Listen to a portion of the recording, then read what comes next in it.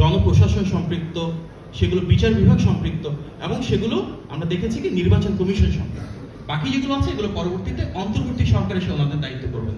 সংস্কার ক্ষেত্রে আমি আরেকটা কথা বলতে পারি, বর্তমানে যারা সংস্কার কথা বলছেন, বিএনপি এবং অন্যান্য যেসব রাজনৈতিক দল রয়েছে, জামাতে ইসলাম এবং গণতন্ত্রের পক্ষে যে আমাদের যুগপৎ আন্দোলনে সামিল দলগুলোর বাইরে, ওনারা কিন্তু অনেকেই হয়তো 8ই আগস্টের আগে কখনো সংস্কার শব্দটি সবাই বলতে পারেননি। ওনারা তো জানতেন না যে রাষ্ট্র পরিবর্তনের পরে, ফ্যাসিবাদের পতনের পরে ওনাদের দায়িত্ব আসতে হবে। আমরা যারা রাজনৈতিক দল, আমাদের সেই প্রত্যাশা ছিল, আমাদের সে কারণে কিন্তু অনেক দীর্ঘ সময় ধরে সংস্কার নিয়ে আমরা কথা বলছি। প্রথম সংস্কারের কথা আমরা বলেছিলাম 2016 সালে, ফ্যাসিবাদ পতনেরও 8 বছর আগে। আপনারা যদি দেখেন, আমাদের দেশের বেগম খালেদা জিয়া কিন্তু সংস্কার একটা টোটাল লেআউট দিয়েছিলেন 2016 সালে। পরবর্তীতে আমাদের নেতা জননেতা তারেক রহমান 27 দফা প্রণয়ন করেন 2022 সালে।